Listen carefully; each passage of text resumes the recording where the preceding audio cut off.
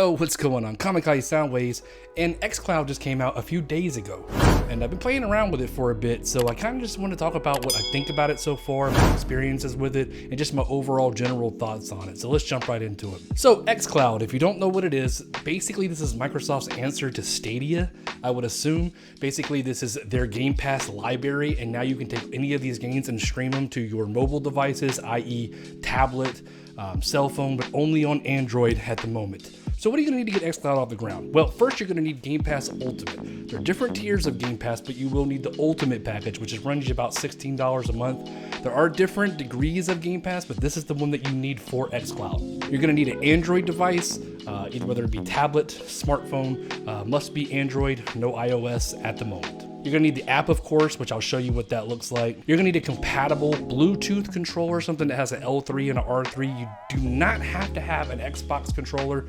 I feel like they said that somewhere in there that you need a actual Xbox Bluetooth controller, but that's not accurate. I've used two different type of Bluetooth controllers and they both work perfectly fine, but you'll just need a compatible Bluetooth controller. And last thing really you're gonna need is some pretty solid internet. You know, with your streaming a game that's gonna be using all this stuff, your internet needs to be pretty on par. Now, I don't have the best of the best or anything like that. I have very, very high speed broadband. And just for my purpose, this works with high speed broadband. So if you have something like fiber, I can't guarantee it, but I'm sure you'll be okay. So before we move any further, we got to talk about Game Pass. Now, I know Game Pass already has a reputation among people, and either it works for you or it doesn't work for you, or you're in the middle and you just don't care. For me personally, I actually really enjoy Game Pass.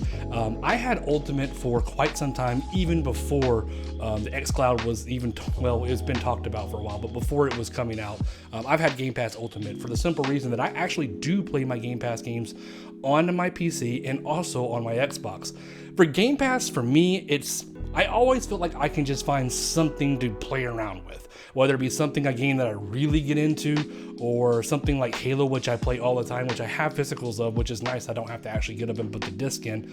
But there's indie games and all kinds of just games to tinker around with, something that you can just at least find something to goof off for about 2 or 3 hours if you really are bored or you just want to find something new to play, have that new game itch. There's always something there. The thing about Game Pass also is that it's just kind of also subjective to the time that you're using it. They do add titles, but they do take away titles.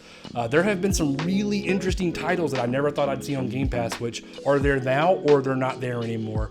But I assure you, as long as they're removing, they're definitely always adding. There's some pretty good surprises sometimes that they put in there as well.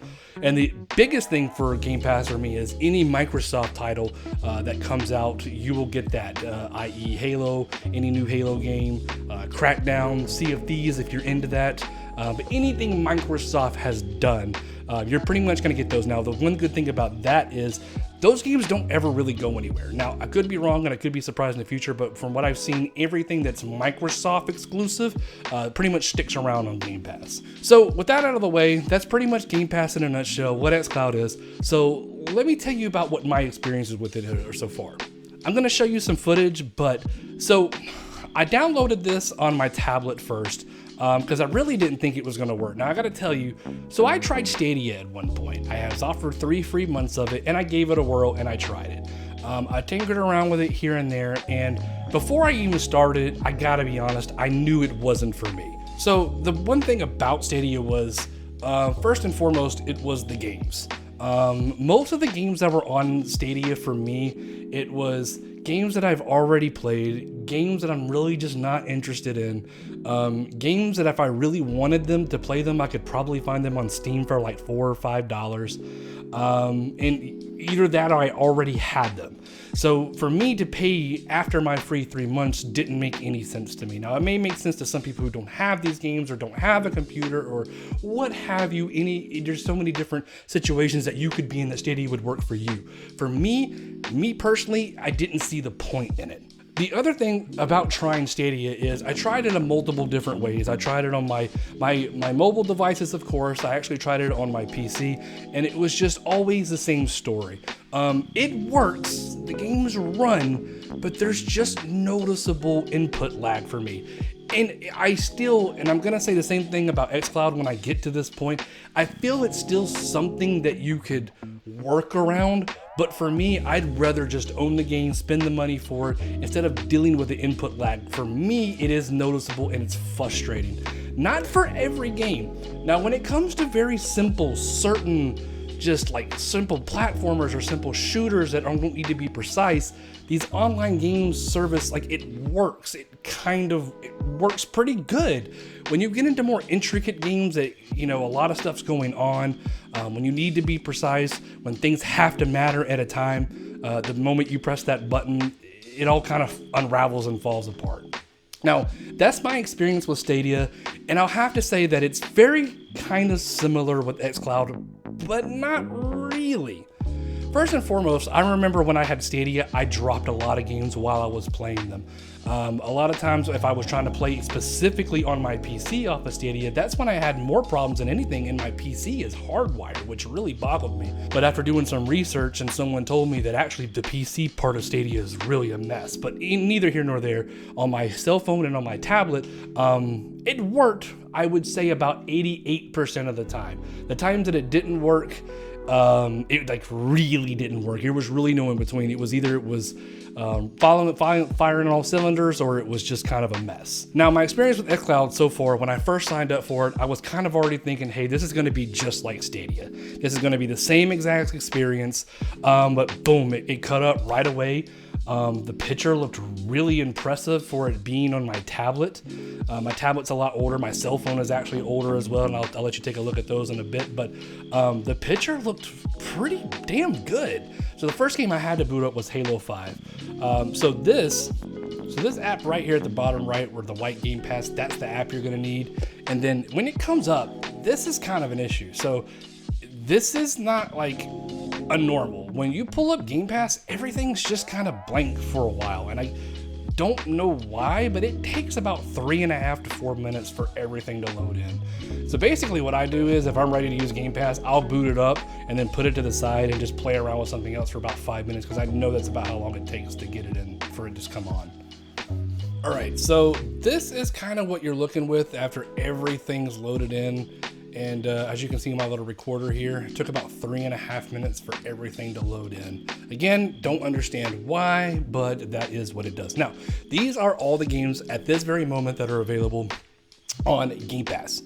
Okay, so you may see some things in here if you haven't seen them that you're interested in playing, but this, at the very moment that Game Pass xCloud is being released, these are the games that are playable. There's quite a bit in here, and there are some big titles, some small titles, some indie titles. Again, there's always just kind of something to play around with. Now, all right, so if you want to play a game, you pick a game. This is Halo 5. You'll have play and install. Basically, you can install it to any device that you have, like your Xbox or your PC, or you can just straight up play it. And no, you do not install this to your phone. It's only installed on those stuff. So you scroll down, you'll see your friends who play it, the capabilities of the game, if it's 4K, what it plays on, if it's multiplayer, what have you, some just stuff about the game. But when you're ready to play, you're just going to press play, and then you're going to get into this loading screen that's going to look like this. So this loading screen, I would say, usually lasts about 2 minutes. I don't think I've had it last longer than 2 minutes, maybe 2.5 minutes.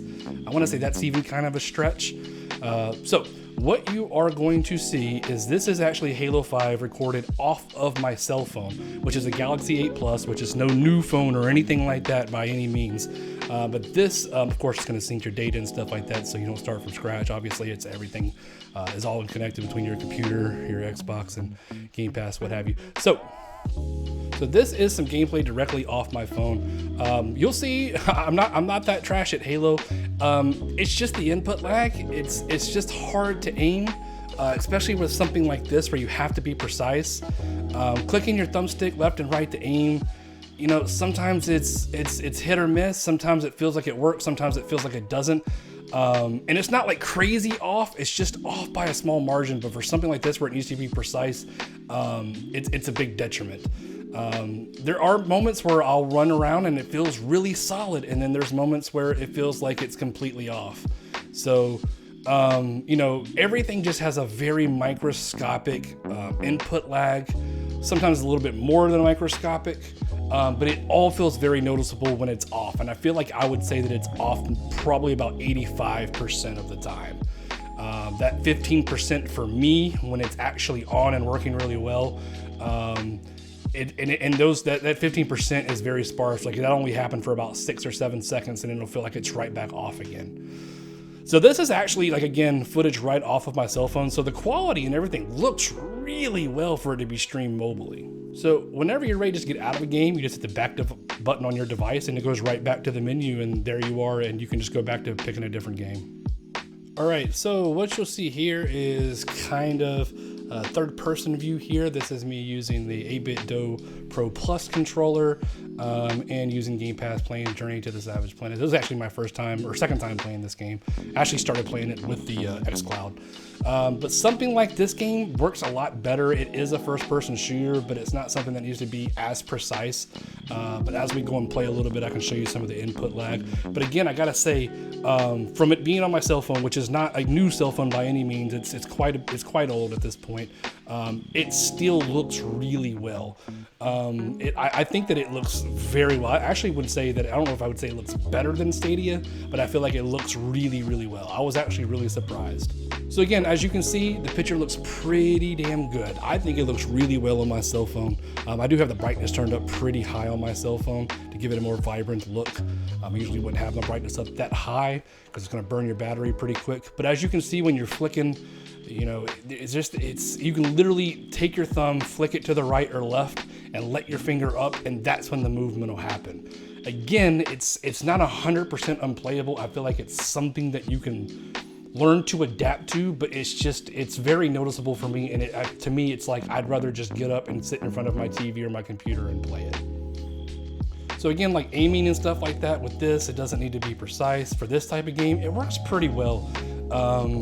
Again, the input lag, it's there, but for something, again, that doesn't need to be as precise or isn't as crazy, works. Now you can see I'm hitting the jump button. My finger is completely fully off the button and lifted up by the time this character is jumping. So again, something that I believe you can work with if you needed to, or something that I think that you think could work for you, but for me, it's too annoying. And again, if you want to leave the game, let's hit the back, hit the quit game, and you'll be right back at your menu. So something like this happens as well. Sometimes, again, this app just seems to be hit or miss. Now it's come up and all the options were there. It didn't take the 3.5 minutes to load in, but now that I clicked on a game that I was trying to play, now it's doing its loading thing as this game is trying to come up. But if I go back to the menu, everything is there and working fluently. But now when I pull up this game specifically, it's not wanting to work.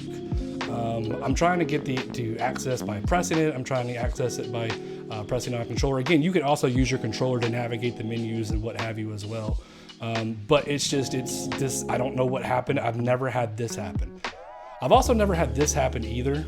So once I finally got it loaded up, it did something really weird, which I've never seen it do. Apparently it was like not getting any internet. I mean, it was saying that the signal was just too bad, and I've never seen it do this, but clearly like it wouldn't load, it was glitching out. It was in bad shape, and I've never seen it do it like this. But as you can clearly see, this indicator at the top, it tells you where you're at with your internet, if you're good, if you're sinking down a little bit, or you're back up to par, and obviously if you're just not getting the signal needed enough to make this happen. But I've never seen it do this until this one point, and I haven't seen it do it since then afterwards. But all I did to correct this problem was just go into my settings and just go ahead and turn off and on my internet, and it synced right back up. At the top here as well is a Xbox button. And with this Xbox button, you can just press on it and it will bring down your menu, who's playing. You can do reports if your game is acting funny, and stuff like that as well. As you can see, I am using a different Bluetooth controller. So again, as long as you have a compatible Bluetooth controller that pretty much has L3 and R3 in your sticks, or anything like that that's really compatible with the game, it will work. This is a knockoff like $10 Bluetooth controller that I got a long time ago, which is really great actually. So again, something like Battletoads as well, another game where you don't need to be 100% precise. There's not a ton of stuff going on. It works really well with this xCloud streaming service. A lot of games like this, probably some of the more indie games, something that doesn't need to be precise, but a lot of stuff going on screen where every single moment matters, you know what I mean? That definitely, those games will play a lot better than something like the Halo. Not in a million years would I think you'd be able to stream playing Halo online with other folks. I think that's going to be an absolute nightmare in any realm. But as you can see, this is what it looks like, and I think that it actually looks really well. It plays really well, again, with certain games. Some other games not as great, but again, I feel like there's some workaround there. All right, so xCloud, in conclusion of what I think of it, will I use it going forward? Maybe. I really don't have a need for it. I have a gaming office with my computer and my Xbox here. If I'm feeling super lazy and there's just some game on Game Pass that maybe I'm into, that's one of the more easygoing kind of indie games, not something as intense as a Halo that's a little bit, I feel like, is more playable and enjoyable on a streaming service, maybe I'll do that, sit out in my garage or something like that. But for the most part, this service isn't meant for me. It's meant for someone else. Now, I personally really enjoy Game Pass. I love being able to play those games on my computer. I love being able to play those games on my Xbox. Playing them on my tablet and my cell phone is a nice little added bonus into there. Now, let's just say Game Pass said, hey, we're gonna need like $4 or $5 more in order to continue for you to use xCloud. I won't buy into that because I know me, I won't use it. So there are people that this is for out there. It just isn't me.